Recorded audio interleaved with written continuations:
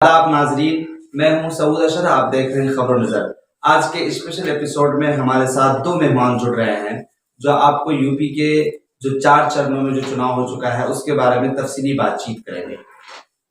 हम आपको ये बताने की कोशिश करेंगे कि पिछले 4 चरणों में क्या हाल है यूपी का और उसमें समाजवादी पार्टी और बीजेपी कहाँ खड़ी है। स्पेशली हमारे जो दूसरे मेहमान हैं वो हमें ये बताएंगे कि वहाँ पे जो ओवैसी फैक्टर है, क्या वो मुस्लिम वोट जो यादव और मुस्लिम का जो समीकरण है वो अखिलेश के साथ मिल रहा है, या फिर ये कि असदुद्दीन ओवैसी मुस्लिम वोटरों को अपने पाले में बहुत ही ज्यादा मात्रा में कन्वर्ट कर रहे हैं। हम आज जो इन्हीं दो मेहमानों के साथ बातचीत करेंगे। सबसे पहले आप ये वीडियो देखिए जो ग्लोबल बाउंड्री के जो एडिटर हैं वो हमारे साथ बताएंगे हमको कि आखिर वहां पे 4 चरणों में जो हालचाल क्या है। आप देखिए ये वीडियो। देखिए, यूपी की 403 विधानसभा सीटों में से आपको मैं बताऊं कि टोटल अब तक 232 सीटों के चुनाव हो चुके हैं, यानी 4 चरणों के चुनाव हो चुके हैं और 3 चरण बाकी हैं। उन 3 चरणों में 171 सीटें आ जाती हैं। तो आप कह सकते हैं कि बुनियादी तौर पर वेस्ट यूपी का लगभग हिस्सा कवर हो चुका है। ईस्ट यूपी का हिस्सा कुछ थोड़ा बहुत कवर हो चुका है, जैसे लखनऊ हो गया, सीतापुर हो गया, लखीमपुर हो गया, इस तरीके से कुछ इलाके कवर हो गए हैं। तो थोड़ा सा मैं आपको ये बता दूं कि उत्तर प्रदेश को हम सबसे पहले 2 हिस्सों में डिवाइड कर लेते हैं। एक को हम वेस्ट कह देते हैं, दूसरे को हम ईस्ट कह देते हैं। और वेस्ट का लगभग कवर ही हो चुका है और ईस्ट का थोड़ा सा कवर हुआ है।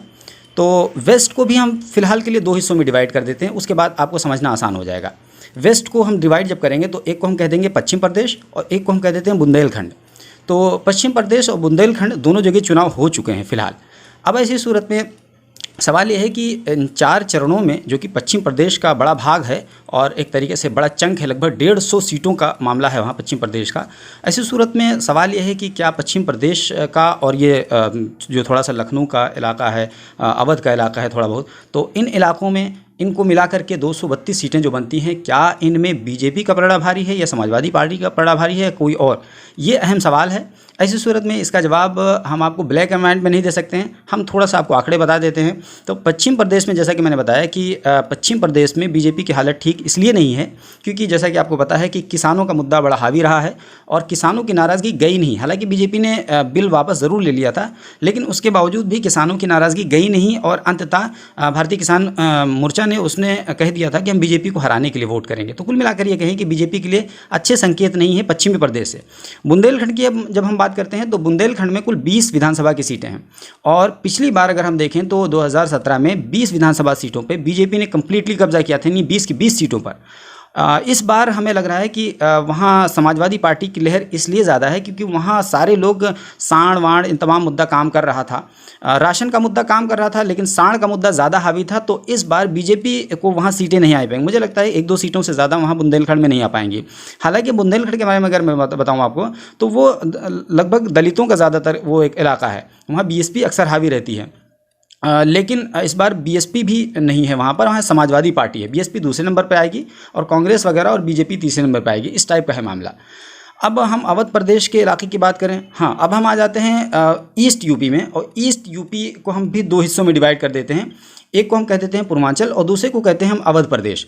पूर्वांचल में अभी चुनाव हुआ नहीं है, वो बाद में होना है। अवध प्रदेश के कुछ हिस्सों में चुनाव हो चुका है, जैसे कि मैंने बताया कि लखनऊ का इलाका हो गया, सीतापुर का इलाका हो गया, हरदोई का इलाका हो गया, यहाँ सब चुनाव हो चुका है 23 फरवरी को चौथे चरण में। ये अवध प्रदेश में थोड़ा सा बीजेपी गेन करती है। उसकी बेसिक वजह यह है कि यहाँ चूंकि अयोध्या का मामला है और ये थोड़ा सा मुद्दा काम करता है। हालांकि अयोध्या का मुद्दा काम नहीं करता, ये दिलचस्प बात है, हम वहाँ पर गए हुए थे, लेकिन और दूसरे इलाकों में उसके दूसरे आउटस्कर्ट में ये मुद्दा काम करता है, राम मंदिर वगैरह का। तो कह सकते हैं कि ये जो चौथा चरण हुआ है इसमें थोड़ा सा बीजेपी गेन कर रही है, लेकिन पिछले 3 चरणों में बीजेपी लॉस कर रही है, कंप्लीटली लॉस कर रही है और बीजेपी के लिए अच्छे संकेत नहीं है। देखने वाली बात होगी कि आने वाले जो 3 चरणों के चुनाव होंगे उसमें बीजेपी किस तरह का मामला करेगी, ये बहुत अहम बात होगी देखना। और इस वक्त हमारे साथ TKN न्यूज़ के को फाउंडर जनाब मुफ्ती मोहम्मद आलमगीर साहब जुड़ रहे हैं, जो हमें जो दर्शक हैं हमारे उनको ये बताने की कोशिश करेंगे कि आखिर ओवैसी फैक्टर कितना काम कर रहा है और फिर उत्तर प्रदेश में मुसलमान का जो वोट है क्या वो ध्रुवीकरण का शिकार हो रहा है, क्या वो बांटा जा रहा है, या ये कि एक तरफा वोट समाजवादी पार्टी को मिल रही है। आप सुनिए आलमगीर साहब की ये रिपोर्ट। जहाँ तक बात है यूपी में मुस्लिम वोटों का क्या किरदार रहेगा, ये बहुत अहम सवाल है। चूँकि जहाँ एक तरफ बीजेपी है और दूसरी तरफ सपा है और उसके साथ गठबंधन पार्टियाँ हैं, तो मुस्लिम वोटों का बंटवारा यहाँ पर भी बहुत अहम है। चूँकि अवैसी साहब भी आ गए हैं और उन्होंने भी मुस्लिम वोटों के लिए काफ़ी ज़ोर लगा दिया है।